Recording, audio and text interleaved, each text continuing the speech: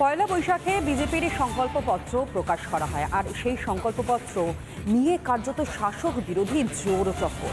কে কি বলছেন বিজেপির এই সংকল্পপত্র নিয়ে, যেখানে একগুচ্ছ চমক আনা হয়েছে আগামী 5 বছরের জন্য? শোনাই।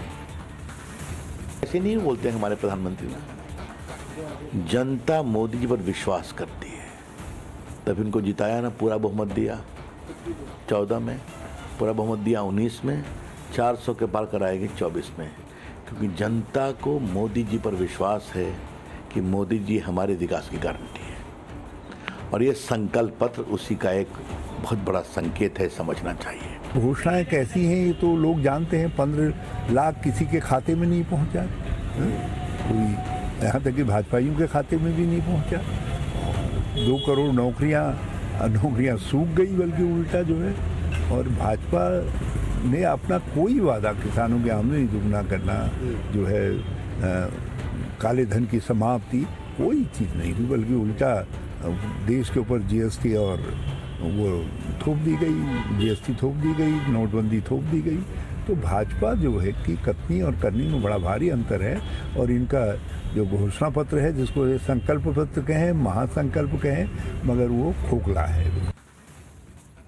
विकसित भारत की परिकल्पना को साकार करने की संकल्पना पर आधारित 14 नए संकल्पों के साथ गरीब, युवा, महिला और किसान, इन 4 स्तंभों पर आधारित भारतीय जनता पार्टी का ये संकल्प पत्र देश के एम्बिशन है, और जो देश का एम्बिशन है वही मोदी का मिशन है। मोदी এবং বিজেপি সরকার তো দুর্নীতিকে লালন পালন করছেন। সবচেয়ে বড় দুর্নীতি হচ্ছে electoral bond.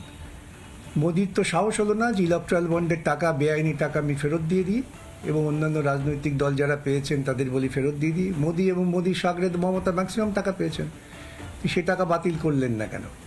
PM cares fund নিয়ে সমস্ত তথ্য মানুষকে দিচ্ছেন না কেন? আর যে সমস্ত রাজনৈতিক নেতাদের বিরুদ্ধে তোপ দাগছিলেন যে এরা দুর্নীতিগ্রস্ত, যেই তারা বিজেপির হাত ধরে বিভিন্ন প্রতিষ্ঠিত রাজ্য সরকারকে উল্টে দিলেন, তখন তারা মোদির খুব প্রিয় পাত্র হয়ে গেলেন। ভারতবর্ষের বুকে সবচেয়ে বড় দুর্নীতিগ্রস্ত দল হচ্ছে বিজেপি এবং তার নেতা। আগামী 19 তারিখে প্রথম দফার নির্বাচন গোটা দেশ জুড়ে, যার প্রস্তুতি শুরু হয়ে গিয়েছে, এবং একই সঙ্গে তারকা প্রার্থী হোক বা হাই ভোল্টেজ কেন্দ্রের প্রার্থী, তারা নির্বাচনী প্রচার সারছেন। একেবারে শেষ মুহূর্তের পরিস্থিতি কি রয়েছে গোটা দেশের প্রত্যেকটি লোকসভা কেন্দ্রের, সে সমস্ত খবর নিয়েই শুরু করছি মহারণ 2024। আর সবার প্রথম যে খবরের দিকে আমাদের নজর রাখতেই হচ্ছে, সংকল্পপত্র গতকালই প্রকাশ করা হয়েছে বিজেপির পক্ষ থেকে। আর এই সংকল্পপত্র দুর্নীতির অস্ত্রের শানে প্রধানমন্ত্রী নরেন্দ্র মোদী। দুর্নীতি রুখতে কঠোর পদক্ষেপ করা হবে, গ্যারান্টি দিয়েছেন প্রধানমন্ত্রী নরেন্দ্র মোদী। সরাই।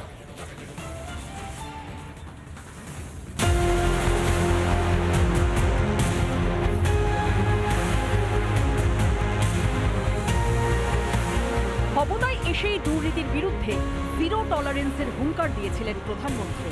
ফের একবার দুর্নীতির বিরুদ্ধে সুর চড়ালেন প্রধানমন্ত্রী। দুর্নীতির বিরুদ্ধে পদক্ষেপ চলবে, গ্যারান্টি নরেন্দ্র মোদী।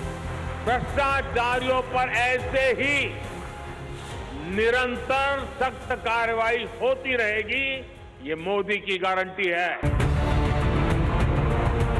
দুর্নীতির মৌচাকে ঢিল পড়তেই একে একে গারদের বহু নেতা মন্ত্রী। আবগারি দুর্নীতি মামলায় তিহারে দিল্লির মুখ্যমন্ত্রী অরবিন্দ কেজরিওয়াল। গারদে ঠাঁই হয়েছে সত্যেন্দ্র জৈন, মনীষ সিসোদিয়ার। তালিকায় রয়েছেন বিআরএস নেত্রী কে কবিতা, ঝাড়খণ্ডের প্রাক্তন মুখ্যমন্ত্রী হেমন্ত সোরেন। অন্যদিকে বাংলায় শিক্ষা থেকে রেশন, সবেতেই দুর্নীতির খুন। দুর্নীতি মামলায় জেলে পার্থ চট্টোপাধ্যায় থেকে জ্যোতিপ্রিয় মল্লিক। তিহারে রয়েছেন তৃণমূল কংগ্রেসের দাপুটে নেতা অনুব্রত মণ্ডল। দুর্নীতির বিরুদ্ধে মোদী সরকার যে নিরন্তর কাজ করে চলেছেন, তিনি তা উল্লেখ করেন প্রধানমন্ত্রী। आपने देखा है कि पिछले 10 साल में भ्रष्टाचार पर भाजपा सरकार ने राष्ट्रीय स्तर पर होने वाले हजारों करोड़ के घोटाले अब बंद हुए हैं। अब गरीब को उसका हक मिल रहा है और गरीब को लूटने वाले जेल जा रहे हैं। এদিকে দুর্নীতিকে শিকড় থেকে উপড়ে ফেলার হুঙ্কার দিতেই তেড়ে ফুড়ে ময়দানে বিরোধীরা। जो लोग लूटे वो उनके झोली में है, उनके क्या बोलते हैं आप, उनके लैब पे बैठे हैं और वो शाह के वॉशिंग मशीन में जाके क्लीन होकर बाहर आए और अब तक उन्होंने जो 25 लोगों को ईडी का जो केस डालकर उनको डरा के धमका के लिया है, फिर वो तो भ्रष्टी थे ना भाई। अगर भ्रष्टाचारियों को आप नहीं छोड़ने वाले हैं तो उनको पकड़ लेके अपने पार्टी में क्यों लिए? सबसे बड़े भ्रष्टाचारी भारतीय जनता पार्टी के पदाधिकारी हैं।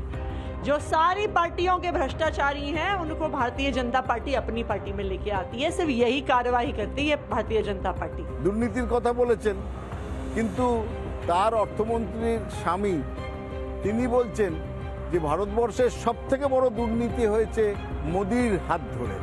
ইলেকটোরাল বন্ডের কথা বলেছেন, পৃথিবীর সবথেকে বড় দুর্নীতি। সব মিলিয়ে 15 লক্ষ কোটি টাকা ভারতবর্ষের বুক থেকে বিজেপি তথা মোদি হাফিজ করে দিলেন, সেটা দুর্নীতি নয়। এখানে 10 কোটি, ওখানে 5 কোটি, তার জন্য তিনি মানুষকে দিশা দেখাচ্ছেন দুর্নীতি মুক্ত।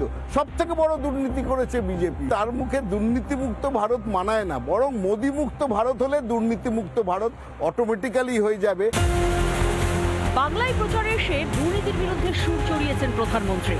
শুধু কথার কথা যে নয়, এদিন বিজেপির সংকল্পপত্রেও তারই প্রমাণ পাওয়া গেল। রিপাবলিক বাংলা। মোদি দেশ একটা, তাহলে ভোট একটাই হবে না কেন? এক দেশ এক ভোট সংকল্পপত্রে ঘোষণা করলো বিজেপি। দেশ স্বাধীন হওয়ার পর থেকে অনেক বছরই একসঙ্গে হয়েছে লোকসভা আর বিধানসভা ভোট। 60-এর দশকে সেই পরম্পরায় ছেদ পড়ে, কিন্তু অমৃতকালে পৌঁছে আবার সেই বন্দোবস্তে ফেরার ইঙ্গিত। নিজের দলের নির্বাচনী সংকল্পপত্র ঘোষণা করে প্রধানমন্ত্রী নরেন্দ্র মোদীর আশ্বাস অন্তত তেমনটাই। সালটা 1999।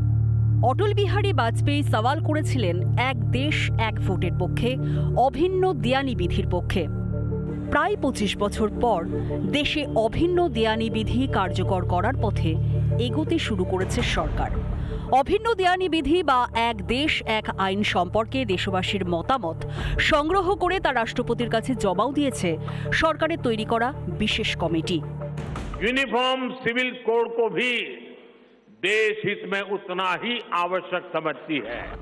এবার এক দেশ এক ভোটের প্রস্তুতিও শুরু করে দেওয়ার ইঙ্গিত দিলেন বাজপেয়ীর উত্তরসূরি। তৃতীয়বার ক্ষমতায় এসে এক দেশ এক ভোটের পথে এগোবে বিজেপি, আশ্বাস প্রধানমন্ত্রী মোদীর।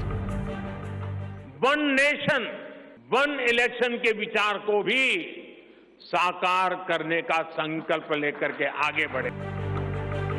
এক দেশ এক ভোট বলতে বোঝায় সারা দেশে একসঙ্গে নির্বাচন। দেশ স্বাধীন হওয়ার পর একসঙ্গে লোকসভা বিধানসভা ভোট হতো। 1967 সাল পর্যন্ত একসঙ্গেই হয়েছে সব ভোট। 1970 সালে লোকসভা ভেঙে 71-এ ভোট হয়। তখন থেকে এক দেশ এক ভোটের পরম্পরায় ছেদ পড়ে। এক দেশ এক ভোটে ফেরা বিজেপির সংকল্প যথারীতি তীব্র বিরোধিতার পথে হেঁটেছে বিরোধী দলগুলি। হ্যাঁ, প্রধানমন্ত্রী তো চাইছেন দেশের বিভিন্নতাকে নষ্ট করতে।